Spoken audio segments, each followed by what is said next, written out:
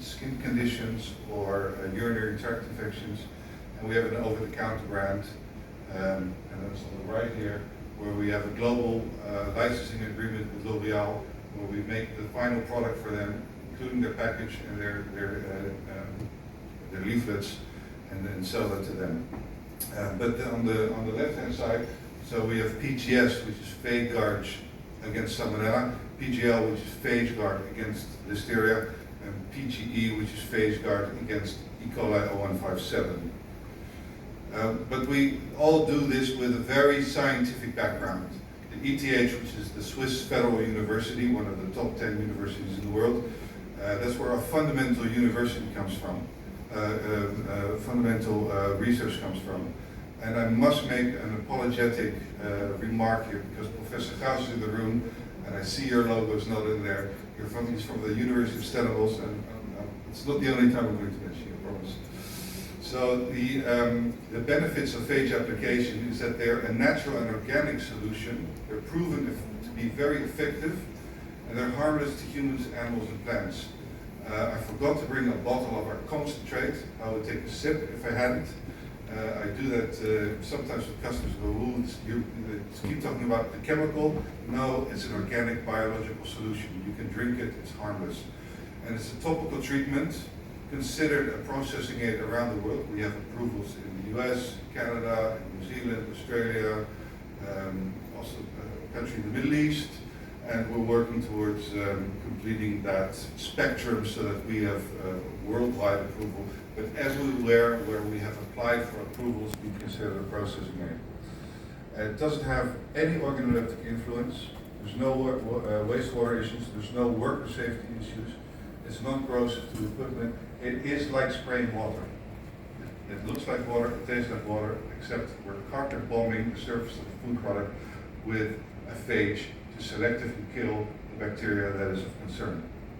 And it provides protection in every zone, right? You can protect the food, but it also protects the food contact surfaces and the environment as a consequence.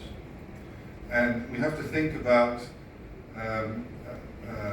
phages as a bactericidal treatment. So it kills it, it gets rid of it, and it takes care of the problem, rather than a bacteriostatic product, which only inhibits the outgrowth, and you have to formulate the product.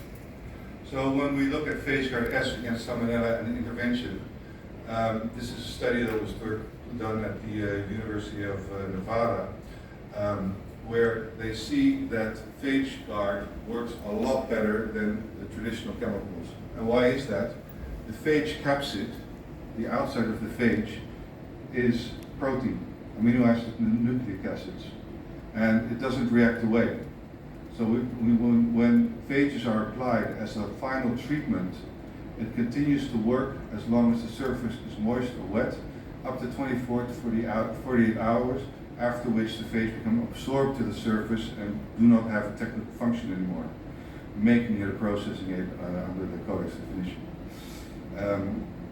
And when we look at poultry, which is of concern here in the region, it can be applied on the carcass, parts, and to a lesser extent, as far as popularity is concerned in the Middle East, on ground poultry, which is a lot bigger category in the US, where we are market leader and work with most of the chicken manufacturers, the poultry and turkey manufacturers in applying the phage.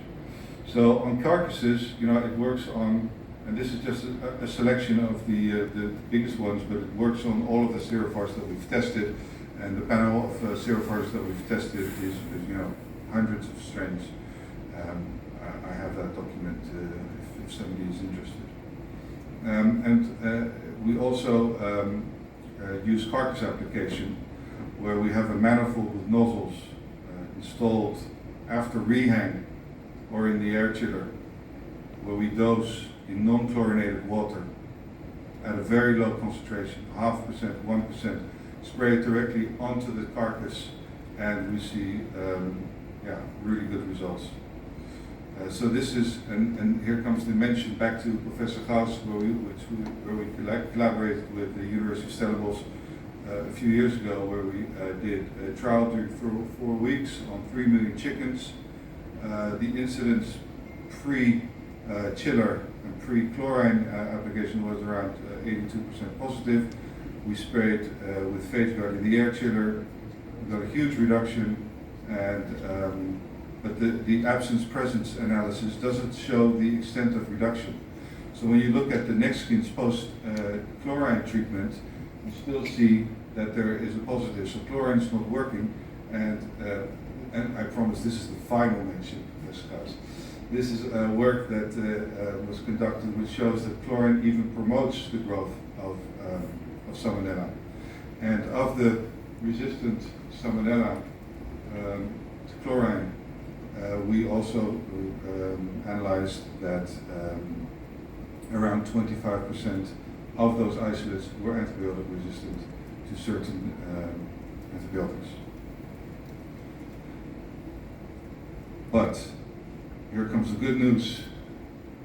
These are next skin's post-chiller, post-chlorine, and after phage application. It reduces the amount of positives, the risks of an outbreak, and below infectious doses. And then you have to figure what chicken would you rather eat. So when we look at poultry parts, we can get almost close to 100% reduction on parts, backs, wings, drums, thighs, but this is with an overnight hold and 2 days. And this is this video. This is from one of the countries that was from the previous presenter, where it's applied on parts in a submersion. It goes through a small submersion in the shower, and we can treat just by recirculating the phage in this application. I spoke about ground poultry, where we have been able to raise categories from the chicken producers. You know, they have a category system where you're allowed to have a certain percentage of positives, and then you go up in the category. Category 3 is the lowest. It goes mostly for cooking. Category 2 is acceptable, and you get the highest price for category 1. And we're able to move poultry companies in the US to the highest category so that they get the biggest return on their investment. So moving to PhageGuard L against Listeria, I heard that the Emirates have imposed a zero tolerance and will be monitoring Listeria to a closer extent. Why? Because Listeria is implicated with products that have a high water content and are ready to eat, ready to cook, like smoked salmon, cheese, meats, hummus even, but also vegetables and fruits. And irrespective of the food matrix, PhageGuard L kills Listeria. Listeria is on the outside, and upon contact, it kills it at a high efficacy rate. Phage is just to give you a few ideas of how, because all of this theory is great, but how does it work in practice? Show me. And so in a multivac line, we spray a few milliliters of the product into a package. Vacuum packing will pull the product over the surface of the food, and you get a kill in the package. How do you validate that? You validate that with a food coloring dye or a fluorescent marker, and you can visually inspect the package after opening and see, hey, I have enough liquid. So, it doesn't have to be a very complicated system. This is a system, I think, in South America somewhere, where they spray it directly into the hopper.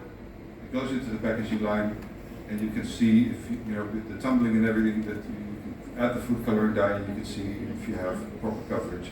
So the validation is based on two parts. One is the scientific data. So if you have enough phage on the surface, you get the kill, and the other one is physical. Do I get proper coverage? I always say we're like painters. If I have a bucket of paint and I throw it against the wall, I'm not going to get 100% coverage. You need to have proper spraying, but we've validated that, and this is actually spray lethality in container, which is a USDA validated intervention, leading manufacturers in the US to go to a higher category as well. So whole muscle products, you can spray into the bag It looks messy, but upon vacuum packing in the middle, you see that you get the kill in the package, and you don't have to do excessive things to the product to make it inedible.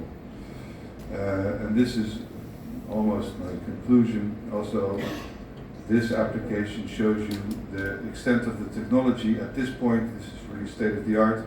Here you see a pressurized vessel and nozzles at the point of spraying.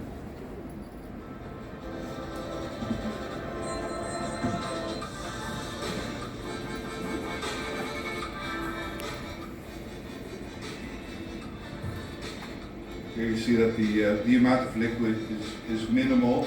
You don't need a lot of liquid. It's always a concern. What about molds? What about this? What about that? Too much moisture in the package. That is all manageable with extensive experience how to work with that.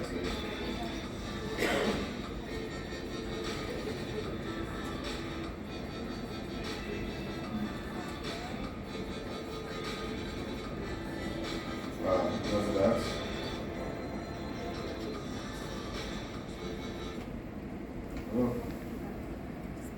So that's my short presentation.